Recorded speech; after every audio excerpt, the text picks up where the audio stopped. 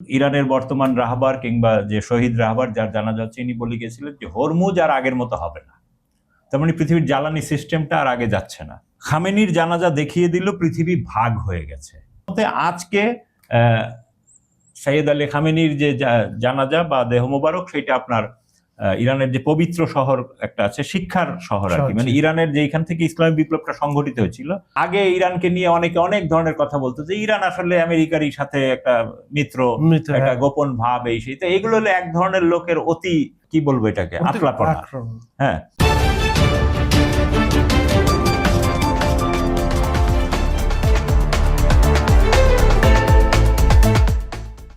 সুপ্রিয় দর্শক, খবর সংযোগ টক শোতে আপনাদের স্বাগতম। কেমন আছেন আপনারা? নিশ্চয়ই ভালো, আমরাও ভালো আছি। আপনাদের সঙ্গে রয়েছে আমি কাজল হায়দার, আর আমার সঙ্গে আজকে স্টুডিওতে রয়েছেন সিনিয়র সাংবাদিক আহমদ আতিক ভাই। টক শো দেশ এবং দেশের বাইরের যে আমাদের দর্শক শ্রোতা এবং আমাদের তরফ থেকে আজকের অনুষ্ঠানে আপনাকে স্বাগত জানাচ্ছি। দর্শক শ্রোতাদেরও স্বাগত। সুপ্রিয় দর্শক, আপনারা জানেন যে গত 3 তারিখ থেকে ইরানের প্রয়াত সর্বোচ্চ নেতা আয়াতুল্লাহ খামেনির শোক 6 দিন ব্যাপী। সবার আজকে হচ্ছে তৃতীয় দিন বা চতুর্থ দিন। 4, 5, 6, 7, হ্যাঁ, চতুর্থ দিন। তো আজকে কোথায় কোথায় তার জানাজা হবে, শোক রালিটা কোথায় যাবে এবং ইরাক কিভাবে প্রস্তুতি নিচ্ছে, সবকিছু একটু আমাদের দর্শকদের বলেন। আর এখন পর্যন্ত কি কি আপনার চোখে ধরা পড়েছে? আসলে এটা এত বিশাল বিস্তৃত ব্যাপার যে আমরা হয়তো ছোট করে বলে শেষ করতে পারবো না। তবে প্রথম আলো আজকে একটা ফটো কার্ড ছেপেছে, সেইটা দেখেই আসলে এক লাইনে পুরো বক্তব্য। যেমন খামেনির জানাজা দেখিয়ে দিল পৃথিবী ভাগ হয়ে গেছে। আমরা কিন্তু পৃথিবীর আসলে পুরো ভাগ হওয়াটা দেখেছি এবং দেখতে পাচ্ছি। যারা দেখতে পাচ্ছে না তারা অন্ধ, তাদের বিবেক কাজ করে না, বুদ্ধি কাজ করছে না। আগের পৃথিবী আর নেই। যেমন ইরানের বর্তমান রাহবার কিংবা যে শহীদ রাহবার যার জানাজা হচ্ছে, ইনি বলে গেছিলেন যে হরমুজ আর আগের মতো হবে না। তার মানে পৃথিবীর জ্বালানি সিস্টেমটা আর আগে যাচ্ছে না। তারপরে 2 হলো এই যে বিশ্ব ব্যবস্থা দেখছি আমরা, আমেরিকার মরলিপনা, ইসরায়েলের দম্বটম্ব, ইউরোপীয় ইউনিয়নের মাস্তানি, এগুলো আর থাকবে না।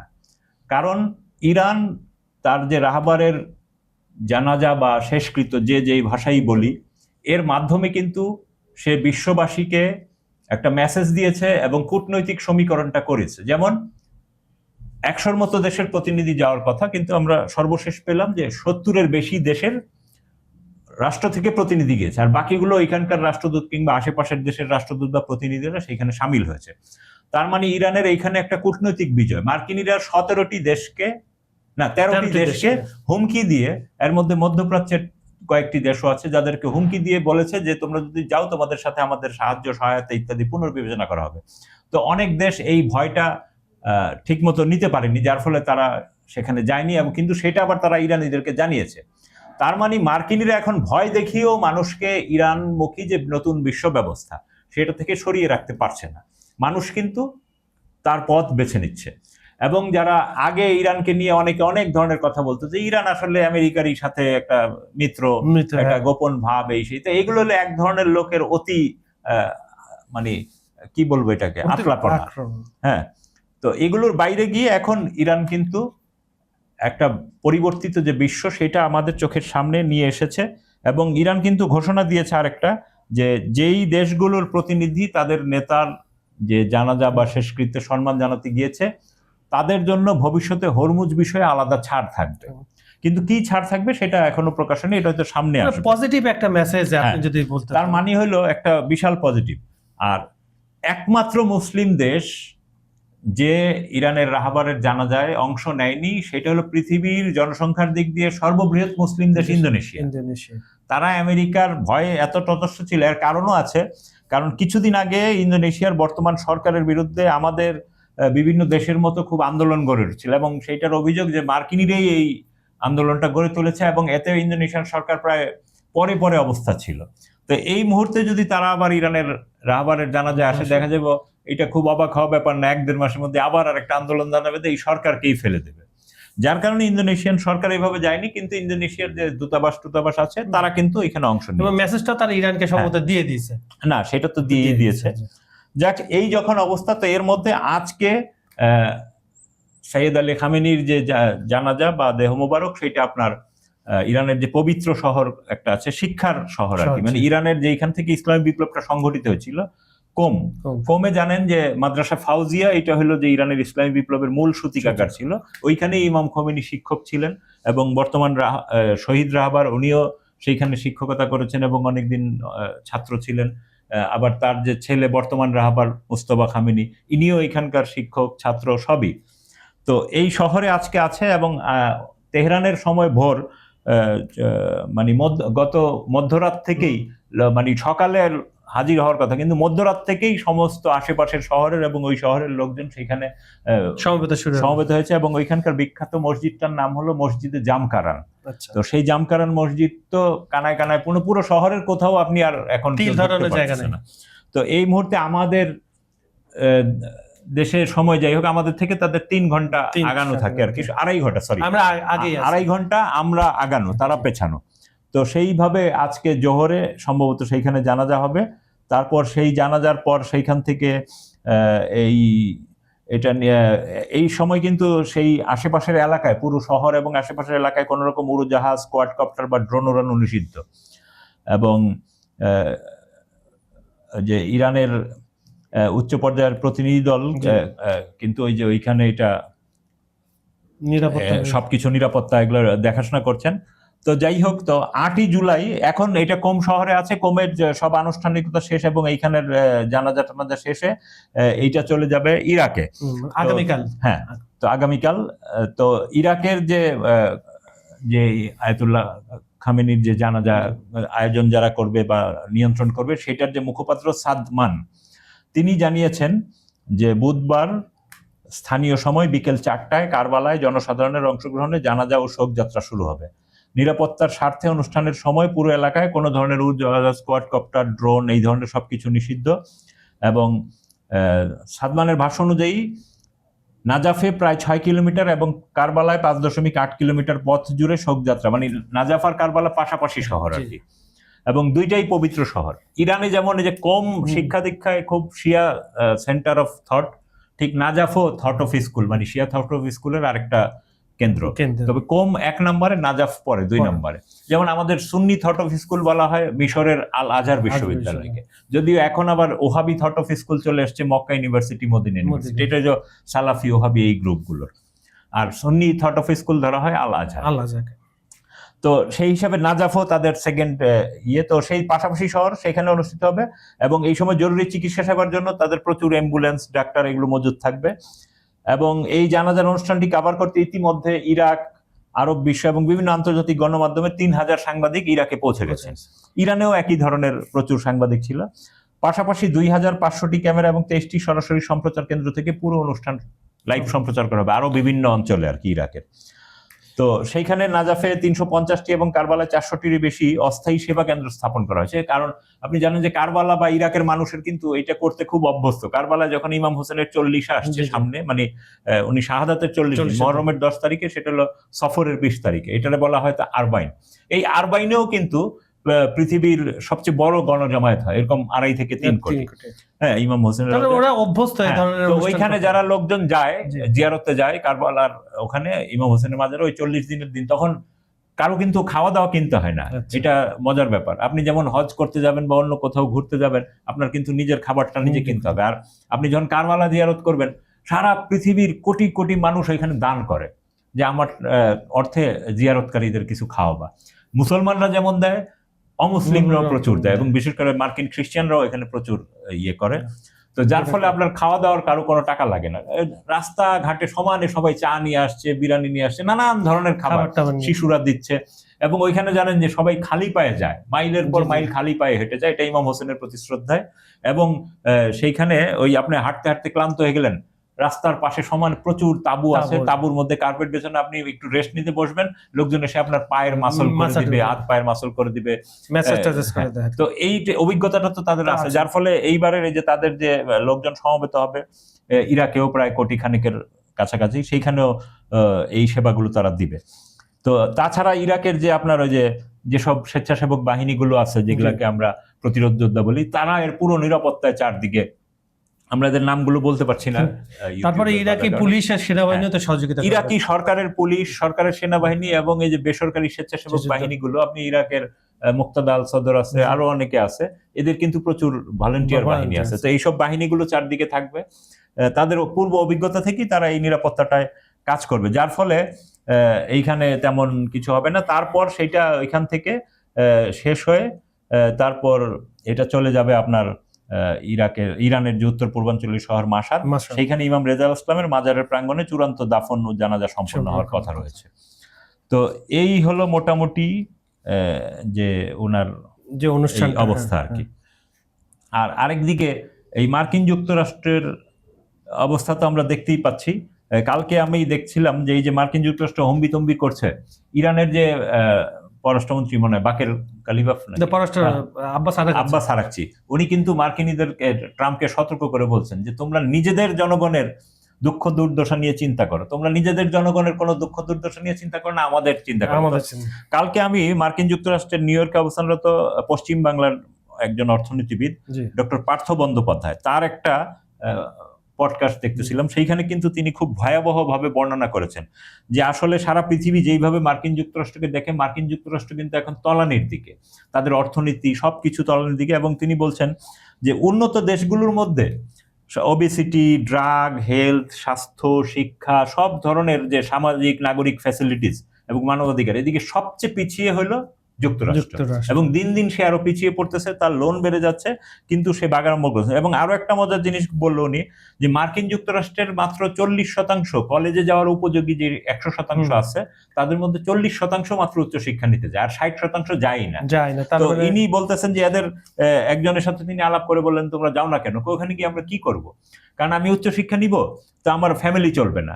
মার্কিন অর্থনীতি কিন্তু এখন খুবই বাজে অবস্থা। ওরা একটা বলে যে মার্কিন এক ধরনের অর্থব্যবস্থা একটা বাবল আপ, মানে নিচ থেকে নিচের জনগণকে টাকা দেওয়া, যেটা রিগানের আমলে বা পরবর্তীতে যেটা এখন ইউরোপিয়ানরা এটা রিসিভ করেছে। সাধারণ জনগণের কাছে টাকা দাও, সে যে উন্নত করবে তাতে দেশ উন্নত হবে।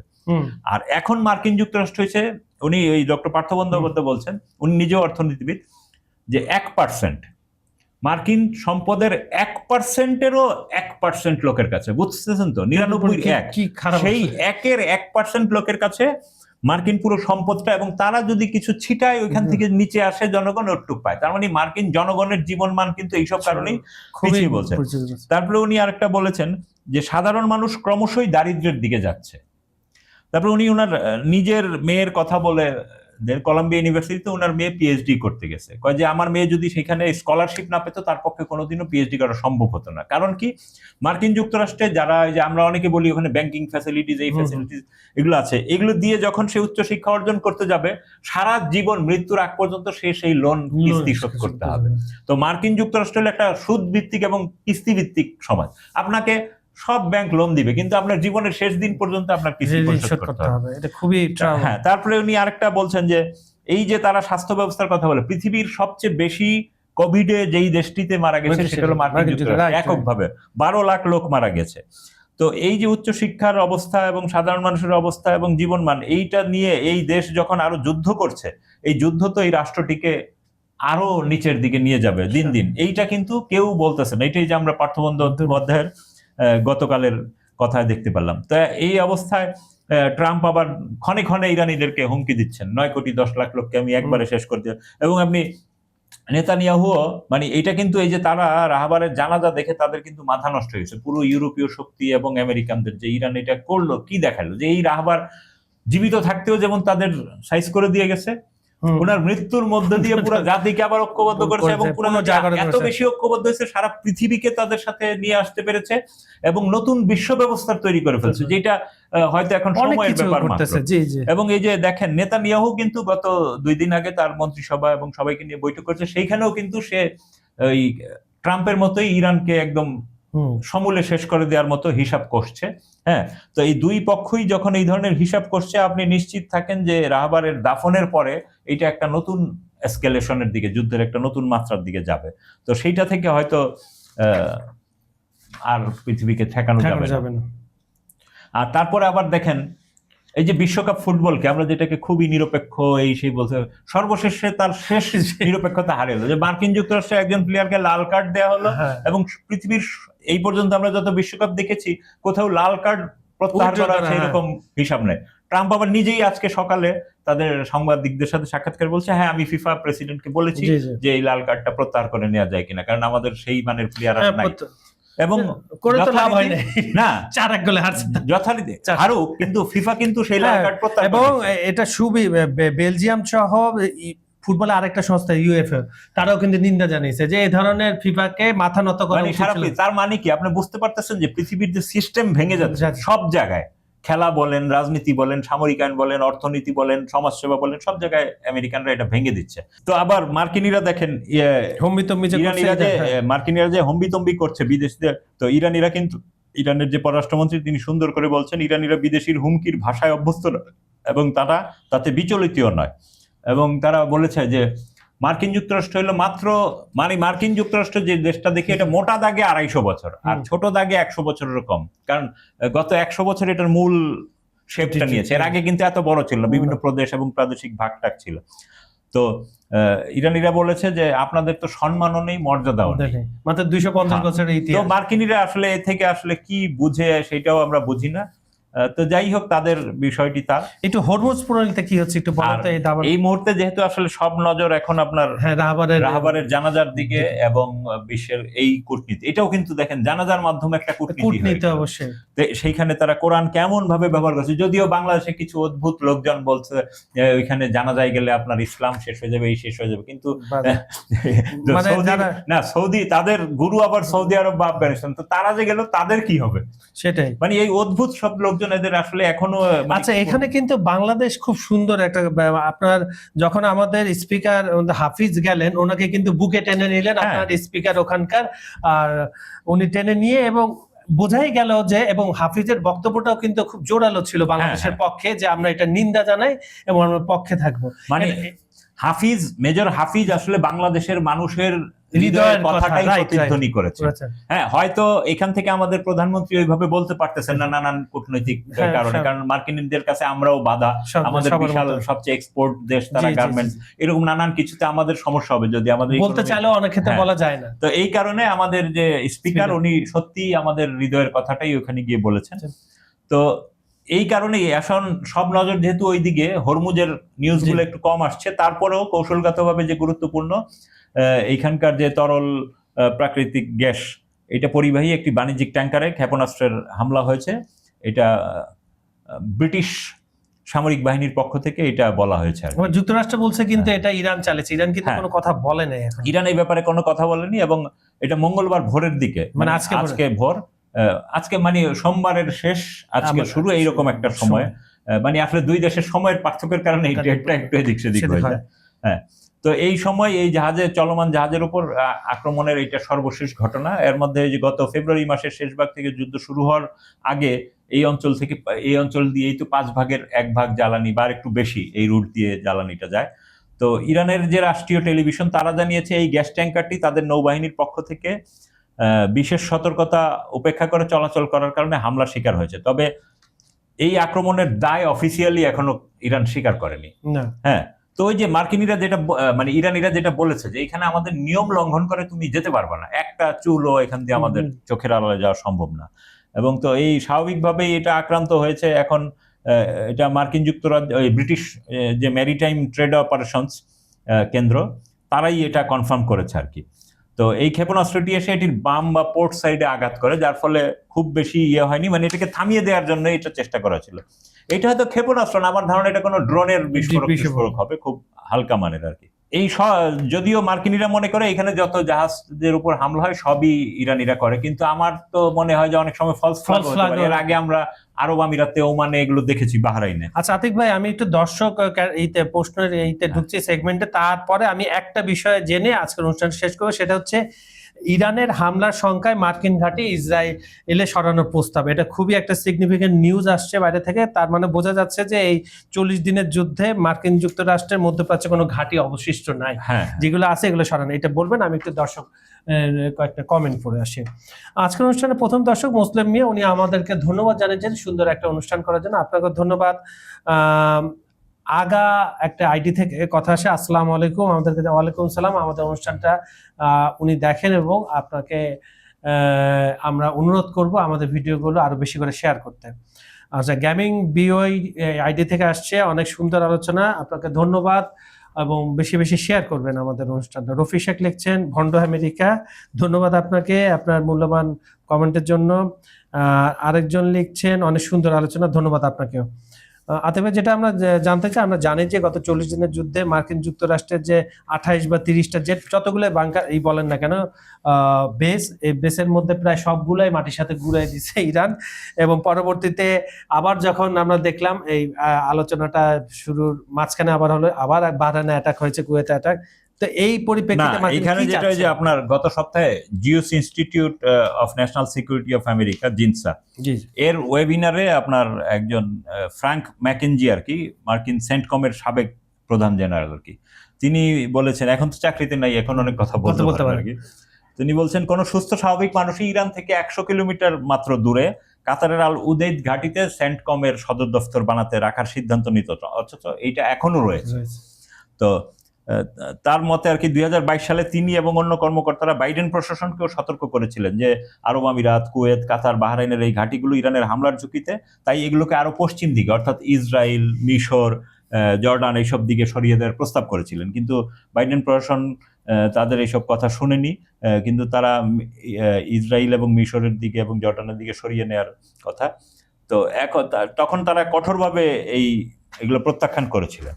তো এখন মার্কিন বিমান বাহিনীর যে সামরিক ঘাঁটিগুলোর কাঠামো এবং এই তেল সমৃদ্ধ এলাকায় যে তাদের এগুলো ছিল আসলে মূলত সোভিয়েত আগ্রাসনের মোকাবেলায়। কিন্তু ইরানের সাথে লড়াইয়ের ক্ষেত্রে কিন্তু এই ঘাঁটিগুলো খুবই বিপজ্জনক এবং হয়েছেও তাই, সবগুলো একদম তামা করে দিয়েছে ইরান। তো যার ফলে এইসব ঘাঁটির আসলে খুব বেশি এখন কোনো অবশিষ্ট নেই, ধ্বংসাবশেষ অনেকটাই যে ফিলিস্তিনি এলাকাগুলোর মতো। হ্যাঁ, তো এখন তাদের এই সাইনবোর্ডটা নিয়ে যাবে শুধু, এখন তাদের মাথায় দ্রুত আসছে। অলরেডি তাদের এই বড় হেভি বিমান এগুলো ইসরায়েলে সরিয়ে নিয়েছে, সাইপ্রাসে সরিয়ে নিয়েছে, গ্রিসে সরিয়ে নিয়েছে, হ্যাঁ, এবং কোন বিমান ইটালি কিংবা জার্মানি এইসব ঘাঁটিতে, যদিও তারা বলতেছে আমরা সামরিকভাবে আক্রমণের জন্য ব্যবহার করি না, কিন্তু আশ্রয়ের জন্য কিন্তু সেগুলো এখনো ব্যবহৃত হচ্ছে। তো এই হলো তাদের অবস্থা। আর এদিকে মার্কিন যুক্তরাষ্ট্রের আপনার যে আরেকটা জিনিস মার্কিন রাজনীতিতে এখন কিন্তু খুব চরমভাবে, আপনি জানেন যে ট্রাম্প কিন্তু ক্ষমতায় এসেছে হোয়াইট সুপ্রিমেসি একটা কথা বলেছে, শ্বেতাঙ্গদের রাজত্ব। তো আপনি জানেন মার্কিন যুক্তরাষ্ট্রে কিন্তু একটা খুব বাজে সংগঠন, বর্ণবাদী সংগঠন আছে, সেটার নাম হলো ক্লু ক্ল্যাক্স ক্ল্যান, CCC। তাদের চেনা যায় কিভাবে? তাদের এই শার্টের কলারের উল্টা দিক উঠাইলে এখানে একটা সাপের মুখের মধ্যে 3টা ছোট অক্ষরের সি থাকে এই কলারের উল্টা দিক।